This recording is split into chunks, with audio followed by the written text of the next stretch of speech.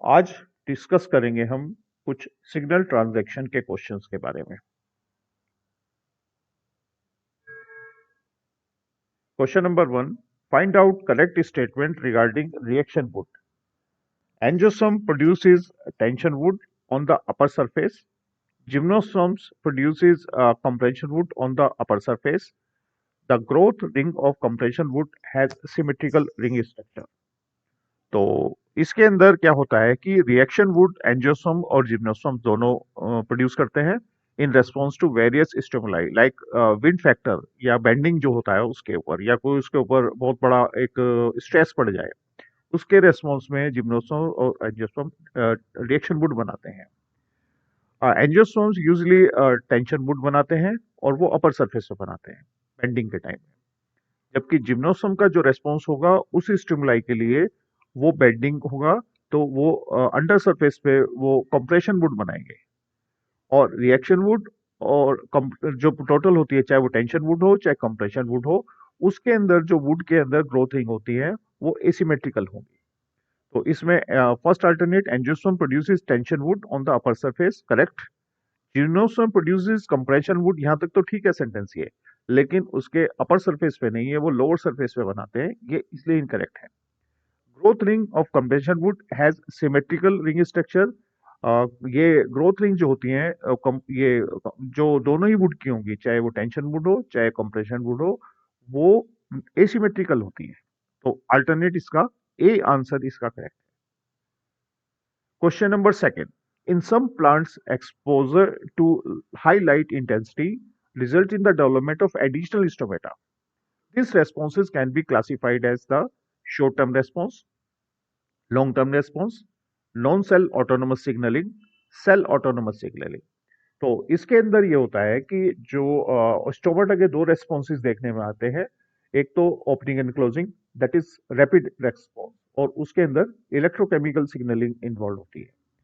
और जो दूसरा इसमें होता है, ये होता है कि लॉन्ग टर्म रेस्पॉन्स, जैसे लाइट के रेस्पॉन्स में एडिशनल स्टोमेटा का बनना, तो ये इसके अंदर लॉन्ग टर्म रेस्पॉन्स आएगा, तो बी करेक्ट होगा। अब सी एंड डी में सेल ऑटोनोमस है या सेल नॉन सेल ऑटोनोमस है। तो इसमें एक्चुअल में क्या होता है कि इसके अंदर ऑटोनोमस तो सिग्नलिंग है, लेकिन वो सेल या नॉन सेल की बात है कि जब एक सेल ही सिग्नल रिसीव करती है और वो ही रेस्पॉन्स देती है, तो सेल वाला कंडीशन आ जाती है। जैसे opening of stomata and closing of stomata in response to light, it is cell autonomous signalling. और एक सेल रिसीव करती है और वो दूसरी सेल रेस्पॉन्स देती है, that is non cell autonomous signalling. तो इसके अंदर अब जो स्टोमेटा का development, that is non cell, और closing and opening stomata, that is the cell autonomous signalling. तो इसके अंदर जो अल्टरनेट है, इसके अंदर करेक्ट जो है वो B and C, long term response है और non cell autonomous signalling involve होती है एडिशनल स्टोमेटा का। और यदि इसके अंदर ओपनिंग एंड क्लोजिंग जो स्टोमेटा होता, तो उसका आंसर ए एंड डी हो जाता उसके अंदर। और इसमें से इसी क्वेश्चन के अंदर यदि देखा जाए, तो ये पूछा जाता in response find out the incorrect, तो इनकरेक्ट में फोर्थ अल्टरनेट हो जाता है। तो ऑब्जेक्टिव में लैंग्वेज भी क्वेश्चंस की बहुत इंपॉर्टेंट होती है कंटेंट के साथ साथ। Question number 3, find out correct statement about sundew plants capturing insect by stalk gland on the leaves. Response is very rapid, correct. Response is extremely slow, नहीं होता। ये विंड वाला जो पहले हमने क्वेश्चन किया था, उसका जो रेस्पॉन्स होता है वो थोड़ा सा ज्यादा रैपिड नहीं होता उसमें, क्योंकि उसके अंदर बहुत सारे इन्वॉल्वमेंट होते हैं। And it involves chromatin remodelling, जो रैपिड के अंदर क्रोमोसोम रिमॉडलिंग इन्वॉल्व नहीं होती। एंड इन्वॉल्व्स इलेक्ट्रोकेमिकल रेस्पॉन्सेस, तो ये इलेक्ट्रोकेमिकल रेस्पॉन्स इसमें इन्वॉल्व होता है। तो क्वेश्चन नंबर 3 का आंसर सेकंड जाएगा, A and D. The stress response receptors, which help cells and plastic to adjust osmotically induced swelling, are derived from a mechanico-sensitive channel of the small conductance (MSCS), two-component system, cryptochrome phytolase superfamily, F-box receptor ubiquitin ligase system। तो इसके अंदर ये जो है ये primitive type के होते हैं, ये MSCS mechano sensitive channel for of small conductance, वो रेस्पॉन्स है ये फर्स्ट अल्टरनेट इसका करेक्ट है। Find out incorrect statement. बहुत अच्छा क्वेश्चन है। Reactive oxygen species is a cytotoxic product of metabolic process such as respiration and photosynthesis. Correct. ROS also act as the signaling molecule regulating plant response to various environmental and endogenous signal. Again correct. ROS are highly reactive molecules which are generated through, ये पहला तो ठीक है, लेकिन through partial oxidation of oxygen, ये यहाँ पर बड़ा ट्रिकी बन जाता है। ठीक है, ऑक्सीजन का ऑक्सीडेशन होने की वजह से क्या बन सकता है? O2, O3 बन सकता है, ओजोन बन जाएगा। लेकिन इसका जो ऑक्सीजन से उसमें चार्ज मॉलिक्यूल कैसे बन सकता है? जब वो इलेक्ट्रॉन रिसीव करेगा। जब कोई भी मॉलिक्यूल या एटम इलेक्ट्रॉन रिसीव करता है तो उसका क्या होता है? रिडक्शन होता है। तो ये पार्शियल रिडक्शन की वजह से होगा, इसलिए स्टेटमेंट 3 इनकरेक्ट है। Fourth, majority of RS are formed in mitochondria and plastid peroxisomes and the cell wall. तो ये भी करेक्ट है इसमें। नहीं, अब ये बहुत इंपॉर्टेंट है, आरओएस बनता तो सेल वॉल वगैरह में है, पेरोक्सिसोम में, प्लास्टिड में बन जाएगा, लेकिन इसका एंजाइम जो होता है वो प्लाज्मा मेम्ब्रेन लोकेटेड होता है। नेक्स्ट क्वेश्चन इसी से रिलेटेड है। Find out incorrect statement. The cell wall localized NADPH oxidase make up the best understood ROS family of family of RS producing enzyme. तो ये लोकेशन इसकी NADPH ऑक्सीडेज की ये इंपॉर्टेंट है। एंजाइम आरएस बनेगा तो सेल वॉल के अंदर, लेकिन इसका एंजाइम जो होता है वो प्लाज्मा मेम्ब्रेन में होता है। सेकेंड अल्टरनेट इसका NADPH ऑक्सीडेज और respiratory burst oxidase homolog of RBOH transfer electron from cytosolic electron donor NADPH across the cell membrane to reduce extracellular molecular oxygen. ये भी करेक्ट है। The resulting ROS superoxide can dismutate to hydrogen peroxide, a more membrane permeable ROS that can apparently also enter the cell through specific aquaporin channels. NADP oxidase activity is regulated through phosphorylation of its N-terminal amino acids by direct binding of calcium. ये भी correct है। तो इसके अंदर जो incorrect हुआ वो first alternate incorrect है।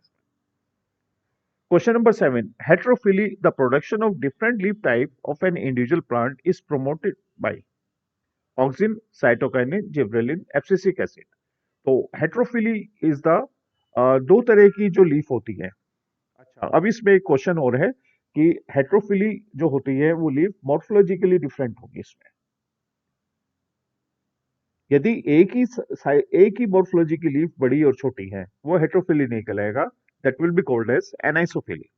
तो हेट्रोफिली हम याद करें तो फैमिली रेननकुलेसी के अंदर जो वाटर के अंदर जो होती हैं वो तो डिसेक्टेड लीव्स होती हैं, और ऊपर जो लीफ होती हैं वो कॉम्पैक्ट लीफ होती है, दैट इज हेट्रोफिली।